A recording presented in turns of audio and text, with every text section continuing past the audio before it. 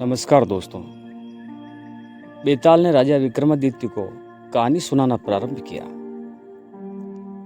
चूड़ापुर नामक एक नगर में कृष्णदत्त नाम का एक अत्यंत विद्वान ब्राह्मण रहता था।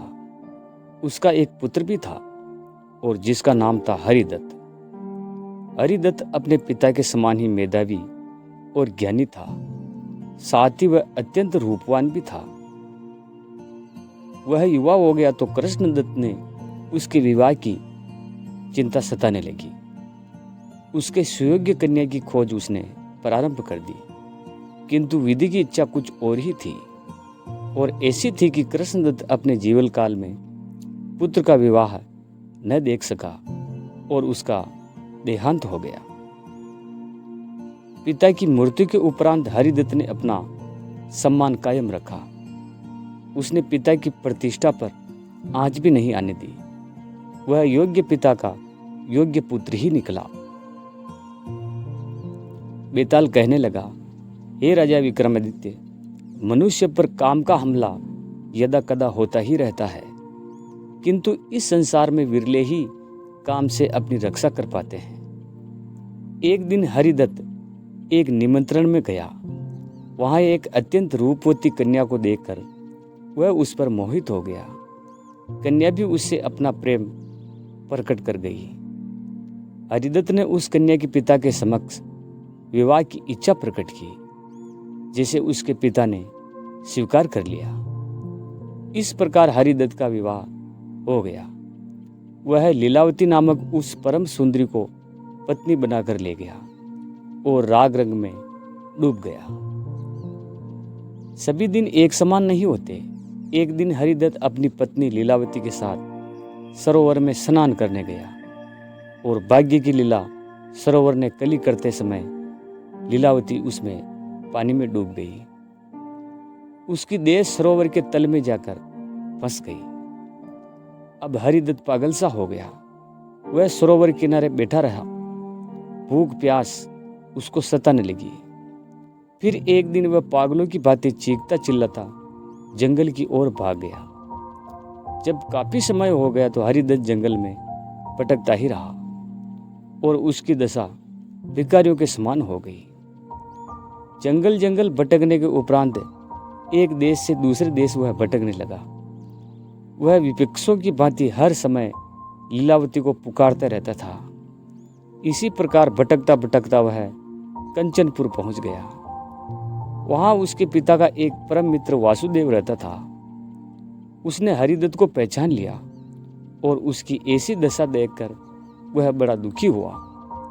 उसकी ऐसी दशा देखकर उसे अपना मित्र धर्म याद आ गया। उसने सोचा कि मित्र का पुत्र ऐसे घोर संकट में है। यदि ऐसे अवसर पर, ऐसी विपदा में मैं उसे अपने घर में इसी दशा में जाने देता हूँ और बाद में मेरे मित्र को यह बात पता चली तो वो बड़ा ही नाराज होगा। मन ही मन उसने सोचा कि मैं इसे ऐसे नहीं जाने दूंगा। तब उसने हरिदत्त को अपने पास रहने का प्रस्ताव रखा, मगर हरिदत्त तैयार न हुआ। वह अपना होश खो बैठा। उसे तो हर तरफ अपनी पत्नी दिखाई देती थी। हर पल वह हर घड़ी उसी के गम में डूबा रहता था। स्नान आदि की तो क्या कहें, उसे तो अपने खान पान तक का होश नहीं था। जब वासुदेव ने उससे बहुत अधिक आग्रह किया तो वह कुछ दिन वहां रुकने के लिए तैयार हो गया। बेताल कहने लगा, हे राजा विक्रम। तब वासुदेव ने अपनी पत्नी से कहा, आज मंगलवार है और हरिदत्त को खीर बनाकर खाने को दो। वासुदेव की पत्नी ने खीर बनाई और खाने के लिए हरिदत्त को दी, मगर हरिदत्त ने वह खीर नहीं खाई और खीर का पात्र उठाकर एक बगीचे में आकर बैठ गया और वहीं एक पेड़ के नीचे खीर का पात्र रखकर लीलावती के लिए रोने लगा। उस पेड़ के नीचे एक भयानक नाग रहता था। वह बिल से बाहर आया। उसने खीर के उस पात्र में जहर उगल दिया। हरिदत्त को इसका पता नहीं लगा। अब विष उगलकर चला तो गया और हरिदत्त ने उस पात्र की खीर खा ली। खीर खाने के बाद उसे पसीना आने लगा और उसका शरीर ऐंठने लगा। अब हरिदत्त समझ गया कि हो न हो इसमें विष का प्रभाव है। वह भागकर दरवाजे पर आया और चीखने लगा और कहने लगा कि तुमने मुझे जहर दिया है, और वह वहीं दरवाजे पर गिर गया। उसका शरीर निष्प्राण हो गया।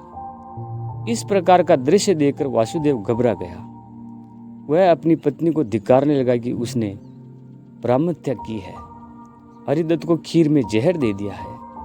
यह आरोप सुनकर वासुदेव की पत्नी ने कुएं में कूदकर आत्महत्या की।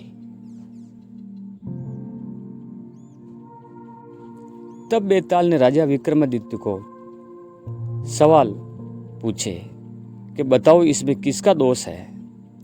हे राजा विक्रम, और तुम न्याय करो, इस आत्महत्या का पाप वासुदेव पर आया या नहीं। वासुदेव को इसका दंड मिलना चाहिए अथवा नहीं मिलना चाहिए। इसके लिए हरिदत्त जिम्मेदार है कि उसने अनजाने में ही वासुदेव की पत्नी पर आरोप लगा दिया। तुम्हारा न्याय क्या कहता है? तब राजा विक्रमादित्य बोलने लगे। राजा विक्रम अपने होठ काटने लगे और बोले कि इसमें किसी का दोष नहीं है। बेताल बोला, क्या सर्प भी दंड का भागी नहीं है? नहीं। विक्रम ने कहा, सर्प का तो काम ही है कि जहर उगलना, और यह उसका स्वभाव भी है। तब दोषी कौन है? स्वयं हरिदत्त। उसको खीर का पात्र वहां नहीं रखना था, पर हरिदत्त भी दोषी नहीं है। तो क्यों नहीं है दोषी? क्योंकि वह पागल हो गया था, और पागल को ज्ञान नहीं होता। इस कारण इसमें किसी का भी दोष नहीं है। इतना कहकर राजा विक्रमादित्य चुप हो गए।